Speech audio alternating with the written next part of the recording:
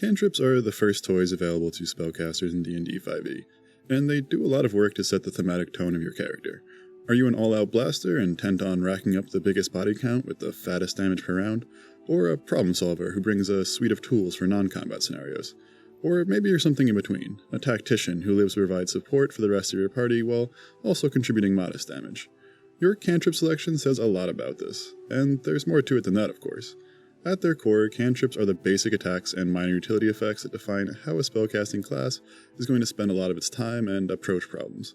It's essential to make sure that you set yourself up for success with cantrips that are often useful or help fill a few different utility niches at once. Lucky for us, D&D has suitably strong cantrip options for all these playstyles. In this video, I'll be covering my picks for the top 10 cantrips in 5e. Keep in mind that, to me, best means the cantrip that's most likely to be most optimal in the most common conditions. Without further ado, here are my picks for the top 10 cantrips in D&D 5e, starting with number 10, Chill Touch. Chill Touch is a horribly named spell that deals 1d8 necrotic damage on a 120-foot range spell attack. It also gives undead disadvantage on attack rolls against you for 1 round, and prevents any creature hit by it from regaining hit points for a round. The undead disadvantage part is okay, but if you're playing a normal spellcaster, you don't want to be targeted by attacks in the first place, and the rider effect only applies to attacks against you. The anti-hit point regaining effect is what we're really here for. Now, many say Chill Touch is a good spell against creatures with regeneration, vampires, trolls, revenants, and sloths, to name some of the most common foes you'll face with this trait, and it is, if you don't have a different, harder-hitting way to prevent health regeneration. But to my thinking, Chill Touch is only on this list because of its more general anti-healer capacity. Enemy healers are a pain in the ass and can totally negate your party's damage. But if you focus fire, which you should because numbers are everything in 5e combat, and slap a Chill Touch on the target of that focus fire to prevent heals, you're doing much more work than the spell's base damage. It even prevents healing potions from working. Literally, the creature cannot regain hit points in any way if they've been hit by Chill Touch. On to my pick for the 9th best cantrip in 5e, Thorn Whip. A melee spell attack with a 30-foot range that deals 1d6 piercing damage on hit. Thorn Whip seems somewhat underpowered at first glance. Low single target damage at a short range, until you read the rider effect, which allows you to pull a creature 10 feet closer to you on hit. This pullymajig pairs incredibly well with hazardous terrain effects like spike growth. 2d4 damage for every 5 feet of movement adds an average of 10 damage each time you can pull this trick off, and it works equally well with non-damaging abilities. Web especially comes to mind. Each time a creature starts its turn in web, they run the risk of becoming restrained.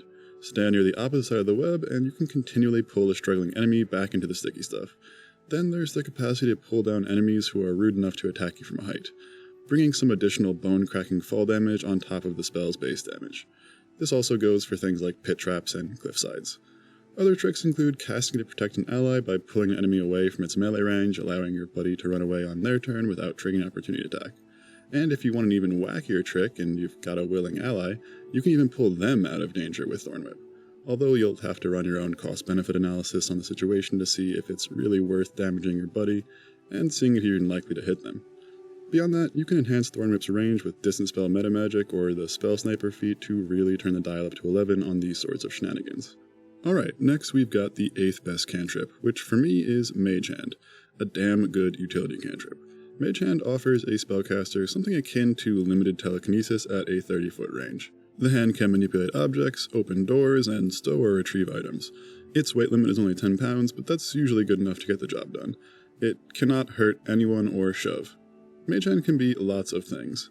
A hands-free torch holder, a trap tester, a key snagger, a from-a-distance door opener, a lever puller, a rope tire, a MacGuffin grabber, a button pusher, just to name a few of its most common applications. Basically, all the times when you can totally see the thing you need to interact with, but can't reach it or feel it would be dangerous to interact with them personally, Mage Hand is the tool you're looking for. And believe me, this situation comes up a lot in D&D. The 30-foot range and requirement to keep using your action to keep it close can be annoying, as can the 1-minute time limit and inability to interact with magic items like potions. But Mage Hand is still a utility spell that you'll find many ways to use throughout any campaign. Sticking with support cantrips, the 7th best of the bunch in my book is Guidance, which gives a creature you touch plus 1d4 on its next ability check. So as long as you can touch your ally and they can complete their task in under 1 minute, your whole party has a plus 2.5 average on all non-social skill checks. People don't usually like spellcasting mid-conversation as a rule, and Guidance does have a verbal component. The only problem with guidance is that it's a bit annoying to use, and your DM might start hating the phrase, "I cast guidance," every time they ask for a skill check. But as long as you aren't overly spammy and make sure to cast it before the skill check is made, it's a darn good ability in a system of bounded accuracy. One D&D has plans to change it to a reaction that you use after a player fails an ability check. These changes address that annoying factor, but ultimately I think it'll still be a great and consistent support cantrip. We're wrapping up the utility cantrip portion of this list with my pick for the 6th best overall cantrip in the game, Prestidigitation. Prestidigitation offers 6 possible effects. Number 1, creating an instant sensory effect, wind, sparks, sounds, odors, everything you need to make a convincing fart. Number 2, lighting or snuffing a flame for getting a campfire going, sneaking past enemies, or celebrating your birthday in style. Number 3, cleaning or soiling an object to make that fart from before look like it had consequences, or to help make a disguise. Number 4, chilling, warming, or flavoring your partner's horrible cooking or cheating at drinking contests. Number 5, marking a surface like a dog so that your friends can find you. And number 6, creating a trinket or a looser image for 6 seconds so you can be a tricksy devil. The uses of this spell are many and varied, and only limited by a player's imagination. And the spell's rules. Yeah. Many uses are niche, but it's an S-tier cantrip for role-playing. It's just so much fun to use. In a very quick nutshell, Prestidigitation offers your party greater capacity for distractions, sounds, odors, and so on, buffs to certain ability checks, performance, deception, stealth when snuffing flames, you get the idea, and communication, with signal sounds or leaving markers or whatever. I'll also throw Minor Illusion into this ranking as it fulfills a very similar function as Prestidigitation. It allows you to create up to a 1-minute illusory sound or image that can only be discerned as an illusion with an investigation check or physical interaction. Minor Illusion can serve a whole bunch of purposes similar to Prestidigitation, like boosting ability checks, serving as a distraction, and hiding. A fantastically fun and often useful utility cantrip that's definitely worth picking up. Alright, back onto the damaging cantrips for the middle of this list with my pick for the 5th best cantrip in 5e, Toll the Dead. The highest base damage cantrip in 5e, Toll the Dead has a 60-foot range and deals 1d12 necrotic damage to a target on a failed wisdom saving throw if it is missing any hit points. Otherwise, it only deals 1d8 damage. In almost all conditions where you'd actually cast Toll the Dead, it will be at an injured target and deal its heightened damage. Wisdom isn't a super strong average ability modifier among 5e's monsters, and necrotic damage isn't a common resistance/immunity either, so you can count on reliable damage to come through with Toll the Dead. While I felt I had to include the hardest hitting cantrip on this list, I'll say that damaging cantrips with powerful rider effects are potentially more useful and definitely more tactically interesting. Which segues nicely into my pick for the 4th best cantrip in the game, Ray of Frost, which is a ranged spell attack that deals 1d8 cold damage at a 60-foot range and imposes a 10-foot slow on the target for 1 round. While the damage is sort of meh and cold is the most often resisted, not immune, but still, damage type in the game, a 10-foot slow is quite impactful in the right conditions and with the right party. Like, if that slow prevents a melee enemy from getting in range on their turn or forces them to use the dash action to do so, it's as good as a straight-up attack denial. Or if an enemy is already caught in something like Spirit Guardians or is trudging through difficult terrain, or both, this stacks up to an uber slow effect that can leave enemies at a standstill. Again, Web comes to mind. Difficult terrain and Ray of Frost slow equals an enemy unable to leave Web's area in a single turn without dashing. Even without all this, as long as you run back to your max move speed to exceed the reach of the enemy you're kiting each round, you're doing your job in removing a threat from the fight, with a cantrip and some movement. I will note here that Ray of Frost requires some party buy-in to be fully optimal. If you have even one frontliner that enemies can just collapse on without giving chase, Ray of Frost doesn't accomplish anything. But if everyone in your party attacks at range and uses their movement to create distance, Ray of Frost becomes a powerful tool. Up next, my pick for the 3rd best cantrip in 5e is Vicious Mockery, which is a bard exclusive ability that cements the class as the resident shit-talker of D&D. Seriously, what's better than killing a minion with insult comedy? Vicious Mockery may not deal a lot of damage, 1d4 psychic on a failed wisdom saving throw, but its rider effect is strong. Disadvantage on the next attack roll that the creature makes before the end of its next turn. This doesn't just apply to melee attacks or weapon attacks either. It applies to all attack rolls, weapons, and spells. Almost all creatures make attack rolls on their turn, and disadvantage is akin to -5 on that roll. This is a significant defensive advantage for your party, and you can even use it proactively. For example, you can target an enemy that your ally is trying to get away from, or maybe you're trying to get away from them, with Vicious Mockery to debuff their opportunity attack and make it easier to escape.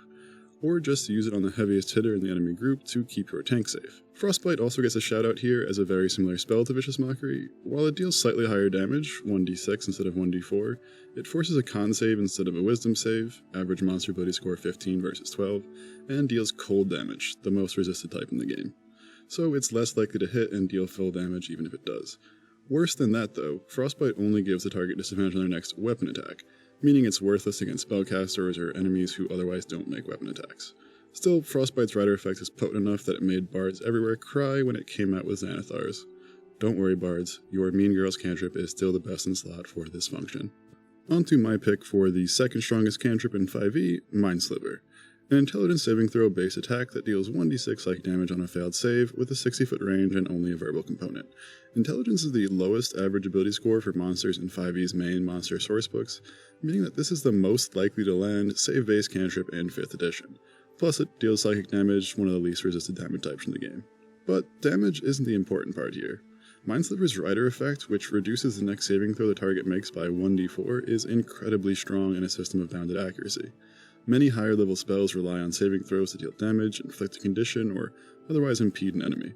With minus 2.5 on average on this roll, you're setting up your allies, or yourself since the debuff lasts until the end of your next turn, to land an important save or suck spell like Hold Person or a powerful damaging ability with a strong rider effect like Dissonant Whispers. And for spells that have repeated saving throws at the end of the target's turn each round, Mind Sliver is the perfect tool to ensure these spells stick for longer.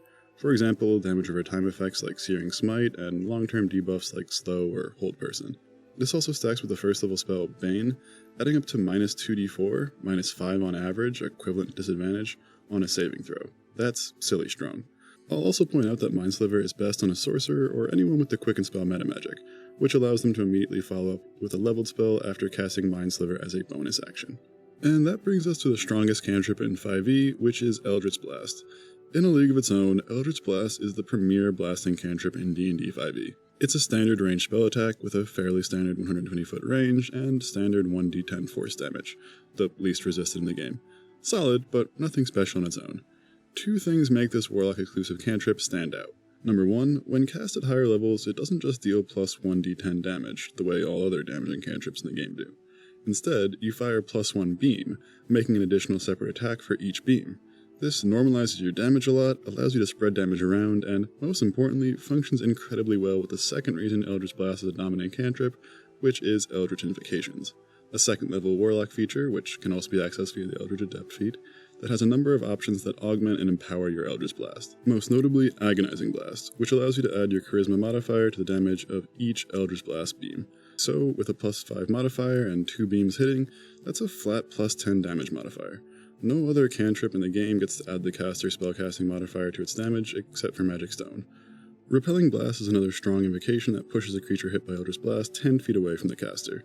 Again, for each beam, so more than 10-foot pushes are possible. By contrast, Grasp of Hadar allows for one 10-foot pull toward the caster per turn, and Lance of Lethargy slows one creature per turn hit by Eldritch Blast by 10 feet. Still really good, depending on your party composition and overall build. There are tons of tactics for all these elements, especially Repelling Blast used in tandem with hazardous terrain, slows, and just plain kiting. Too many to count here. But suffice it to say that this level of customization, power, and tactical utility puts Eldritch Blast decidedly above other cantrips in D&D 5e by a significant margin.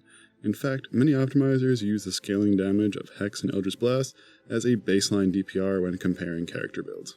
That's it, y'all. Let me know in the comments if I missed a cantrip worthy of far greater glory than I've allotted it here, or if I've sung the hosannas of a cantrip that deserves nothing but scorn and ridicule.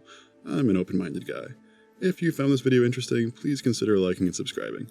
It's a big help for small YouTubers like me. Thanks for watching, and best of luck in your next spellcasting venture.